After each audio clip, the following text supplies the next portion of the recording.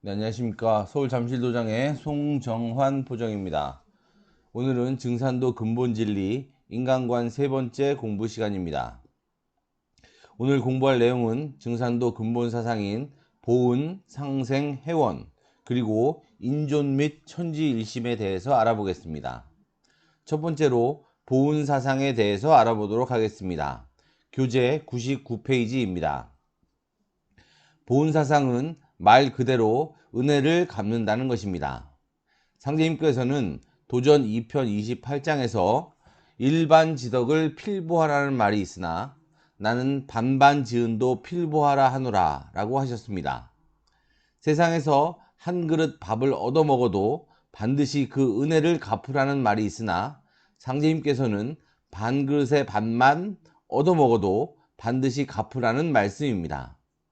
자, 상제님께서는 사소한 밥 한 그릇을 가지고 말씀하셨지만 이 말씀은 그런 도덕적 개념의 은혜를 갚으라는 의미를 넘어서 가을 개벽의 시간을 살고 있는 우리 인류는 크게는 하늘 땅 천지 부모의 은혜에 보은하고 작게는 가정의 부모 조상의 은혜에 보은하여 그 뿌리 기운을 받아 인간 완성을 이루라는 말씀입니다.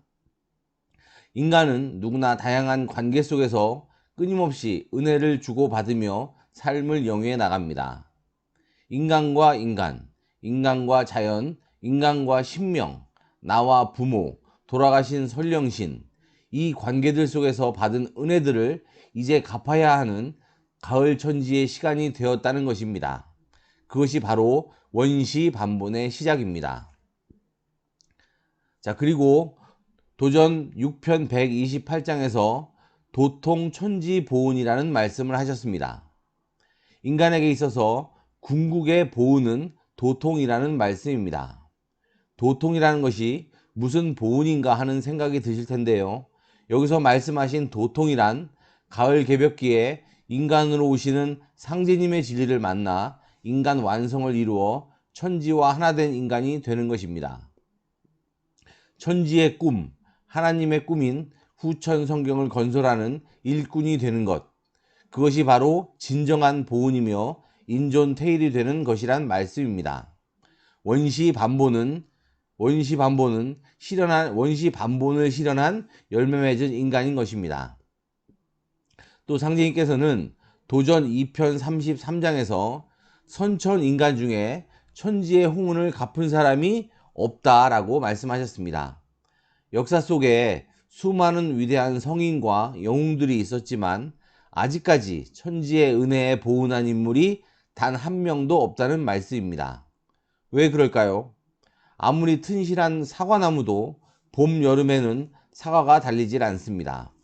그것과 마찬가지로 우리가 살아온 우주의 봄, 여름의 과정은 인간과 인류 문명이 열매를 맺기 위해 성장과 발전을 해온 시간입니다. 과도기적 과정, 미성숙의 과정이었던 것입니다. 그렇기 때문에 인간 완성이 이루어지지 않고 인류 문화도 꽃이 피어 화려하게 피었지만 열매 문화는 아직 나오지 않았습니다. 그러나 이제 우주의 가을이 오면 인간으로 오신 상제님의 무국 대도를 통해 인류 문명은 열매를 맺어 가을 후천 문명이 나오게 되고 인간도 신성을 모두 회복하여 완성을 이루게 됩니다. 이제 천지의 호운을 갚는 인간이 나오는 시간이 되었습니다. 여러분들도 상제님의 도법을 일심으로 닦으셔서 천지 보훈하는 열매 맺은 인간이 되시기를 빕니다. 자, 다시 주제 성구를 보겠습니다. 도전 2편 28장의 말씀인데요. 상제님께서는 배은망덕 만사신이라고 하셨습니다. 배은망덕, 보은의 반대말입니다. 그 은혜를 망각하고 은혜를 저버리고 은혜 자체를 부정한다는 말입니다. 앞에서 살펴본 부모와 조상을 부정하는 환부역조와 같은 개념입니다. 환부역조하는 자는 다 죽으리라 라고 하셨는데 여기서는 만사신이라고 하셨습니다. 만사신, 쉽게 말하면 10,000번 죽는다는 뜻입니다. 사람이 실제 10,000번 죽을 수는 없는 것이기 때문에 이 말씀은 반드시 죽는다는 말씀으로 해석해야 합니다. 왜냐? 스스로 뿌리를 부정하고 스스로 자신의 뿌리에 도끼질을 했기 때문에 가을에 열매 맺을 방법이 없어서 스스로 자살을 하는 것입니다. 또 상제님께서는 사람을 많이 살리면 보훈줄이 찾아들어 영원한 복을 얻으리라 라고 하셨습니다. 가을 개벽기에는 가을의 추살 기운이 인간 종자를 추리는 병이 되어 인간 명줄을 걷어갑니다. 그 죽음의 상황에서 상제님 진리와 구원의 법방인 의통을 전해서 그 사람과 그 사람의 조상들을 건져내는 이 일보다 더 가치 있는 일은 없다라는 말씀입니다. 한 사람의 생명은 돈으로 환산할 수 없이 소중한 것이며 이 일은 한 개인의 생명을 넘어 조상 만대의 생사가 걸린 일입니다. 그렇게 은혜를 입은 사람과 그 후손들이 후천 5만 년 동안 그 고마움에 보답하기에 영원한 복을 이룬다고 하신 것입니다. 자, 가을 개벽기에는 보훈이 가장 정의로운 행동입니다. 가을은 모든 불의가 숙청되고 결국 정의가 승리하는 때입니다. 자, 태상 종사님께서는 이의 보본이라고 써주시며 의로서 근본에 보답하라고 하셨습니다. 그리고 종사님께서는 가을 개벽을 맞이한 우리 인간 삶의 제1의 도덕 이념이 보훈이다. 우리 삶과 인간 문화 질서에서 원시 반본 정신의 다른 말이 보훈이다라고 말씀하셨습니다. 네, 다음은 상생입니다. 요즘 세상에서 상생이라는 단어를 많이 사용합니다. 방송과 신문 등을 통해서 쉽게 접할 수 있는 단어가 되었습니다. 상생의 경영을 하자, 상생의 정치를 하자. 하지만 상생의 번지수를 제대로 알고 쓰는 사람은 거의 없습니다. 상생이란 인간으로 오신 천주 아버지 강증산 상제님께서 앞으로 펼쳐질 가을 세상의 문화를 정의하신 말입니다. 너도 잘되고 나도 잘되고 서로 윈윈 내지는 공생하자는 차원을 훨씬 넘어서는 가을철 새우주의 질서를 말하는 것입니다. 상생은 선천우주의 질서인 상극의 반대 개념입니다. 선천은 기울어진 지축의 영향을 받아 편향된 음양 질서를 통해 상극의 기운이 하늘과 땅, 인간 세계와 신명 세계를 모두 사배하여 이 우주는 상극의 문화가 펼쳐졌습니다. 그리하여 인간과 자연도 서로 상극하고 인간과 인간의 모든 관계들도 상극으로 펼쳐졌습니다. 그리하여 남녀가 서로 상극하여 남성 위주의 역사가 펼쳐졌고 개인 간에도 서로 경쟁을 통해 승자만이 살아남는 약육강식의 문화가 펼쳐졌습니다. 국가와 국가도, 민족과 민족도, 종교와 종교도 서로 극치로 경쟁하며 상대방을 부정하고 끝없는 경쟁 속에서 살아남기 위해 수단과 방법을 가리지 않는 그런 역사가 펼쳐졌습니다. 하지만 그것은 선천 우주의 만물을 성장시키는 방법이었던 것입니다. 그런데 그런 상극의 봄, 여름의 시간이 끝나면 우주는 천축을 바로 세워서 정음정양의 세상이 만들어질 수 있는 환경을 만들게 됩니다. 그 속에서 그 정음정양의 기운을 받아 상생의 문화가 펼쳐지게 됩니다. 상생은 남을 잘되게 하는 것입니다. 남을 잘되게 한 만큼 내가 잘되는 것입니다. 선천상극 시대에는 남과의 경쟁에서 승리한 만큼 내가 잘되는 것입니다. 10명에게 승리하면 그만큼 잘되고 100명과의 경쟁에서 승리하면 더 잘되고 이렇게 많은 사람들에게 승리한 만큼 내가 잘되는 것입니다. 그러나 상생은 10명을 잘되게 해주면 그만큼 내가 잘되고 100명을 잘되게 해주면 그만큼 더 잘되는 세상입니다. 그래서 후천 가을 세계는 전 인류가 꿈꾸어왔던 이상세계가 펼쳐지는 것입니다.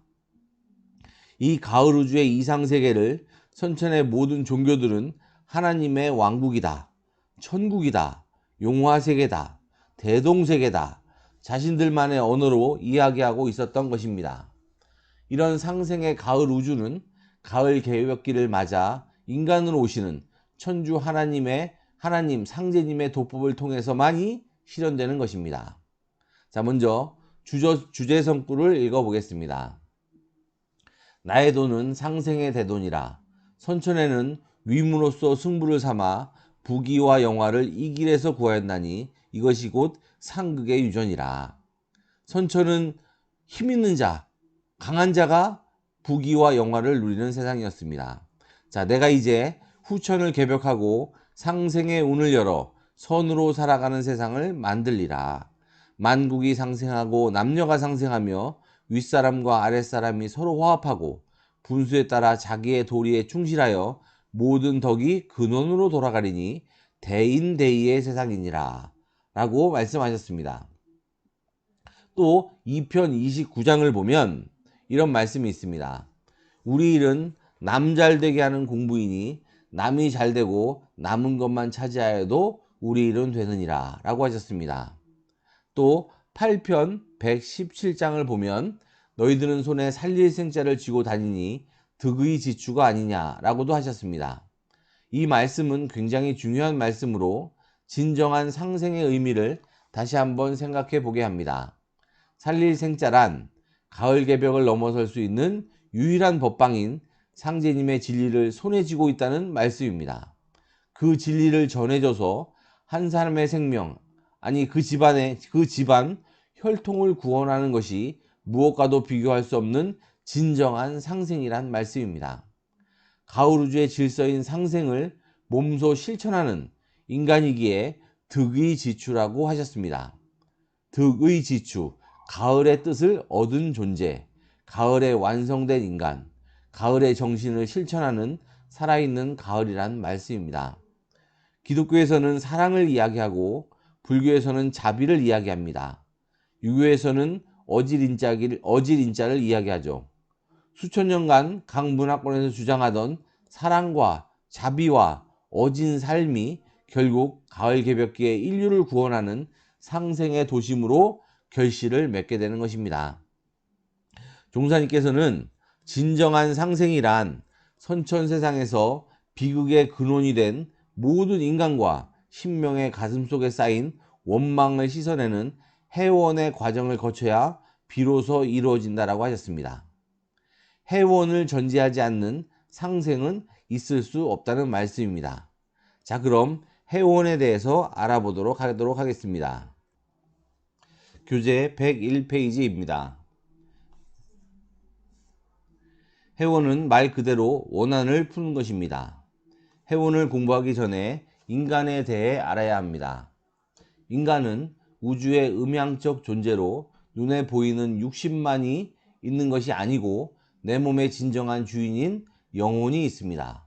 그래서 인간은 영혼과 육신이 결합되어 살아갑니다.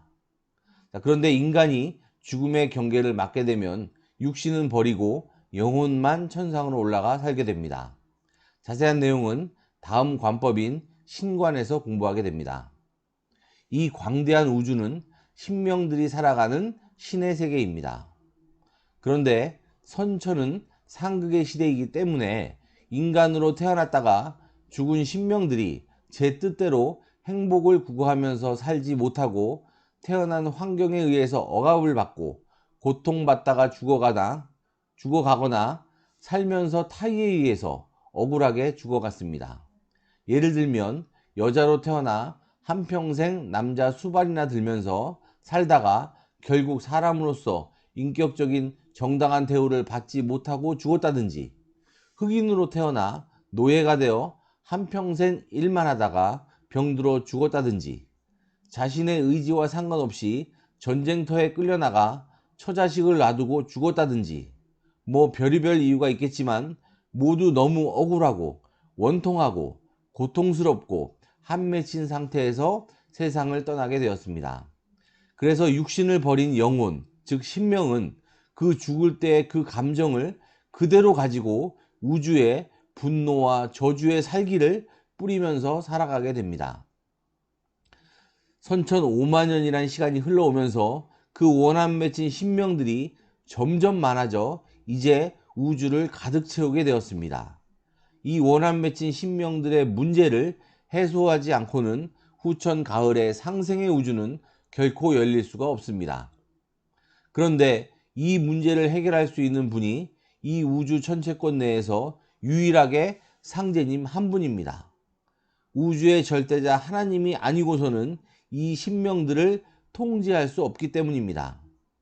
그래서 천상의 모든 불타와 보살들의 하소연을 들으시고 이 문제를 해결하기 위해 인간 세상으로 쉬운 말로 출장을 오신 것입니다. 이것이 바로 천주 하나님의 사명인 것입니다. 역사 속에는 예수, 공자, 석가 등 많은 성인과 철인들이 있었지만 그 누구도 이 원한의 문제에 해답을 제시하기는커녕 진단도 바로 하지 못하였습니다. 오히려 그들의 문화권 내에서 많은 원한들을 양산하였습니다. 그래서 천주이신 상제님께서 여름과 가을이 바뀔 때 상생의 가을 우주를 열기 위해서 원한 맺힌 신명들의 원한을 풀어줘야 하기 때문에 인간 역사 속으로 들어오시는 것입니다. 이것이 바로 우리가 우주관에서 배운 화생토 토생금의 원리입니다. 상제님께서는 인간 세상에 오셔서 이 원한을 풀어내는 100년짜리 프로그램을 짜 놓으셨습니다. 그것이 바로 오법에서 공부할 천지공사입니다. 자, 먼저 주제성구를 읽어보겠습니다. 이때는 해원시대라.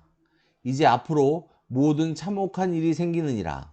그러므로 내가 신명을 조화하여 만고의 원을 끄르고 상생의 도로서 조화를 열어 만고에 없는 선경세계를 세우고자 하노라 라고 하셨습니다. 또 2편 68장을 보시면 한 사람의 원한이 능히 천지 기운을 막느니라 라고 하시면서 너무너무 억울해서 울부짖는 한 신명의 원한이 얼마나 큰 영향을 주는지 말씀하셨습니다. 또 원래 인간 세상에서 하고 싶은 일을 하지 못하면 분통이 터져서 큰 병을 이루느니라 라고도 하셨습니다. 그리하여 인간의 몸과 마음이 병들고 그것들이 쌓여서 신명세계가 병들고 그래서 결국 이 우주가 병들었다고 진단하셨습니다.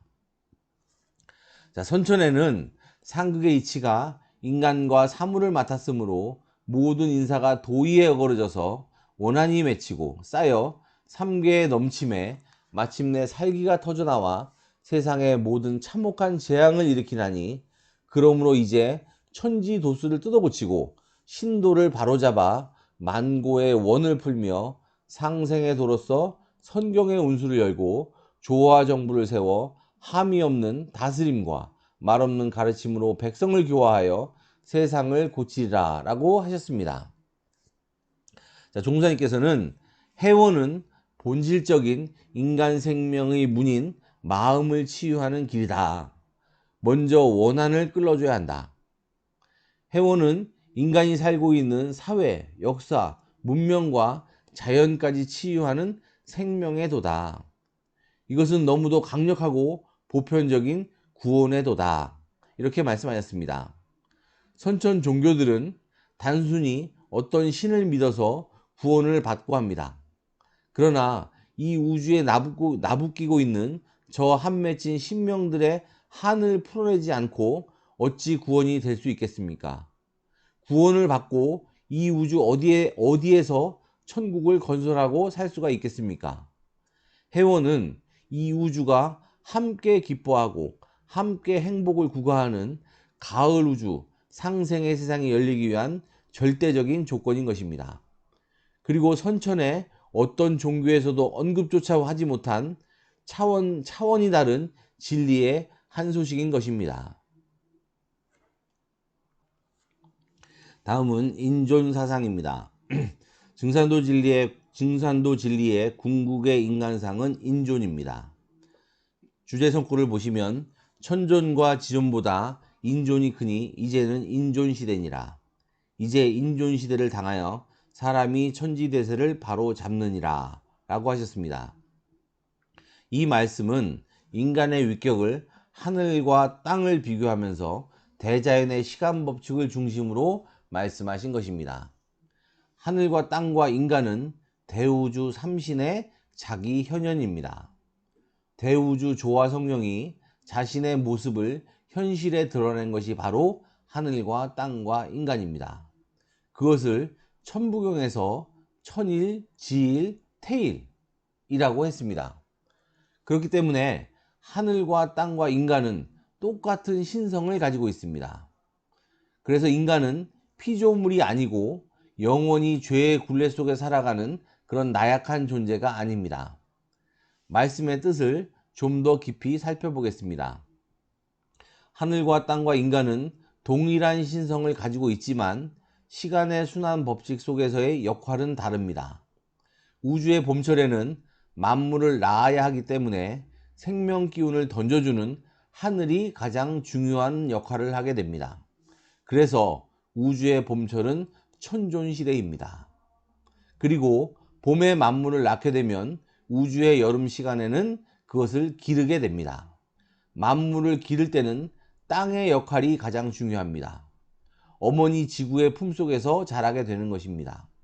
그래서 우주의 여름은 땅이 가장 중요한 역할을 하는 시대이기 때문에 지존시대입니다. 그리고 가을이 되면 천지 부모에 의해 낳아서 길러진 인간이 성숙한 완성된 인간으로 성숙해서 이제 인간이 천지 부모의 꿈과 이상을 실현하게 됩니다. 그래서 가을은 인간이 가장 존귀한 인존시대인 것입니다. 가을에 열매 맺은 인간, 천지의 꿈을 이루는 인간, 하나님의 꿈을 이뤄주는 인간, 그가 바로 인존입니다. 가을 개벽길을 살고 있는 모든 인류는 인존으로 다시 태어나는 것이 삶의 궁극 목적인 것입니다. 다음 성구 말씀을 보시면 선천에는 모사는 제인이요 성사는 제천이라 하였으나 이제는 모사는 제천이요 성사는 제인이다 라고 하셨습니다. 사실 모사제인, 성사제천은 삼국지에 나오는 제갈공명이 한 말입니다. 제갈공명이 계략으로 사마의의 군사를 호로곡이란 깊은 계곡으로 유인하여 화공으로 몰살할 수 있는 기회를 잡았으나 그 순간 하늘에서 소나기가 내려 일이 성사되지 않음을 한탄한 내용입니다. 선천의 인간은 아직 완성되지 못한 미성숙한 존재였기 때문에 어떤 일을 이루기 위해서는 하늘에 빌고 매달려야 하는, 즉 스스로 성공을 이루지 못하는 존재였다는 말씀입니다. 그러나 이제는 모사는 제천이요 성사는 제인이다 라고 하신 말씀의 뜻은 가을 천지의 인간은 이제 우주의 신성을 다시 되찾아 천지 신명들과 함께 상제님과 태모님이 짜놓으신 후천 성경 건설의 꿈을 실제 이루어내는 우주의 주인공이란 말씀입니다. 그래서 우주 가을에 열매 맺은 인간은 하늘과 땅보다 더 존귀하다는 말씀입니다. 태모님께서는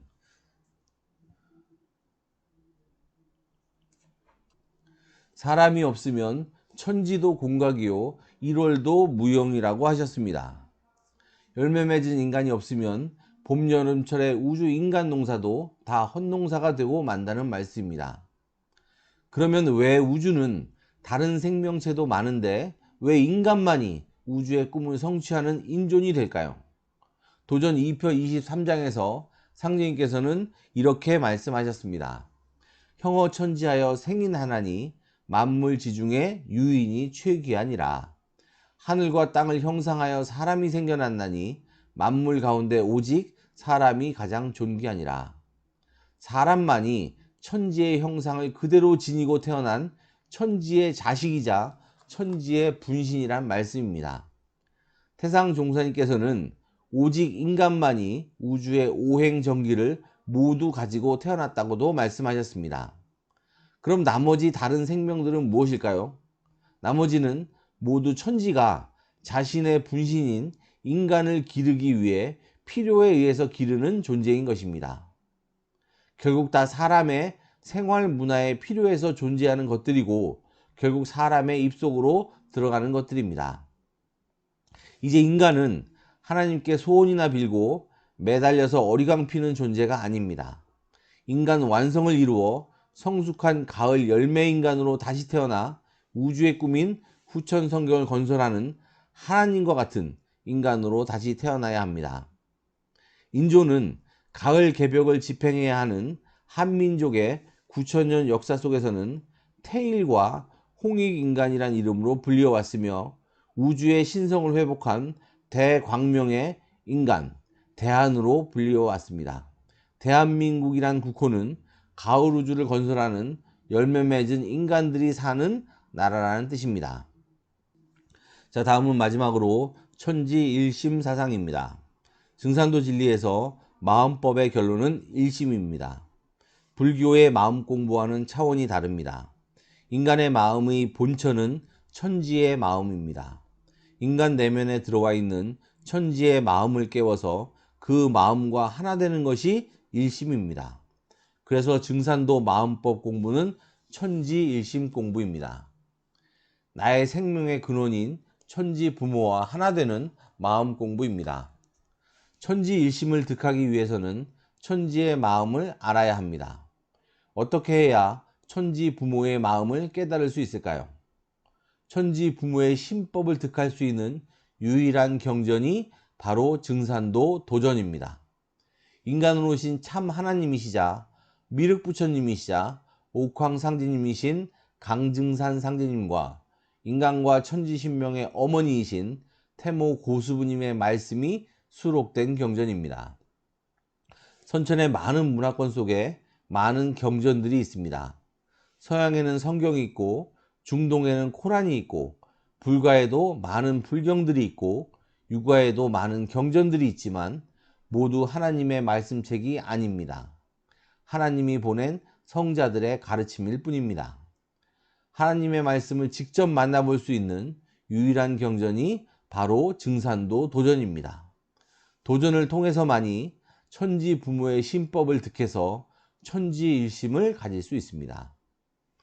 그리고 상제님께서는 가을 개벽을 극복하고 인류를 후천 성경으로 인도하시기 위해 이 땅에 오셨습니다. 상제님께서는 당신을 스스로 개벽장이라고 하셨습니다. 개벽을 집행하는 개벽장의 신법을 득하여 천하사에 종군하는 것이 바로 천지일심입니다. 종사님께서는 이 개벽장의 신법을 역사를 개벽하는 신법이라고 하셨습니다. 도전 2편 90장에서 상제님께서는 천지는 나와 한마음이니 사람이 천지의 마음을 얻어 제 마음 삼느니라 라고 하셨습니다. 또 8편 20장에서는 지금은 하늘이 천심 가진 자를 구하는 때다 라고 하셨습니다. 자, 교재에 나와 있는 주제 성구들을 보겠습니다. 자, 먼저 도전 2편 91장에 있는 말씀입니다. 일심이 없으면 우주도 없느니라. 일심으로 믿는 자라야 새 생명을 얻으리라. 너희들은 오직 일심을 가지라. 일심으로 정성을 다하면 5만 년의 운수를 받으리라. 천지와 하나 되는 천지일심을 갖지 못하면 결국 인간은 우주와 분리된 존재가 되고 만다는 말씀입니다. 천지일심을 통해서 후천 5만 년 가을 우주의 열매인간으로 다시 태어날 수 있다는 말씀입니다. 또 8편 52장에 있는 말씀을 읽어보겠습니다. 이제 모든 일에 성공이 없는 것은 일심 가진 자가 없는 연고라. 만일 일심만 가지면 못될 일이 없나니 그러므로 무슨 일을 대하든지 일심 못함을 한할 것이요 못되리라는 생각은 품지 말라 라고 하셨습니다. 일심만 가지면 못될 일이 없다는 말씀은 사람이 천지일심을 갖게 되면 천지 성령과 하나 된 그 마음의 경지에 이를 것 같으면 하나님의 조화권과 신권을 사용하게 된다는 말씀입니다. 그래서 모든 일을 뜻대로 할 수 있다는 뜻입니다. 마지막으로 8편 82장에 있는 말씀도 읽어보겠습니다. 일심이면 천하를 돌리는데 다른 무엇이 필요하겠느냐. 오로지 일심으로 닦고 혈심으로 일하는 자가 큰 복을 받으리로다 라고 하셨습니다. 가을 천지 하나님의 마음, 천지 부모의 마음은 개벽장의 마음이자 가을 개벽기에 인류를 구원하고자 하는 마음입니다. 상제님께서는 하루는 흐르는 도랑물에서 발을 씻으시다가 먹이를 먹으려고 달려드는 송사리 떼를 보시고 아차차 아차차 하시며 큰 소리로 목 놓아 우셨습니다. 천하창생이 모두 저 송사리와 같이 먹고 살려고 껄떡거리다가 허망하게 다 죽을 일을 생각하니 안타깝고 불쌍해서 그런다라고 하셨습니다. 이런 가을 개벽기에 인류를 건지려는 마음이 바로 상제님의 마음입니다.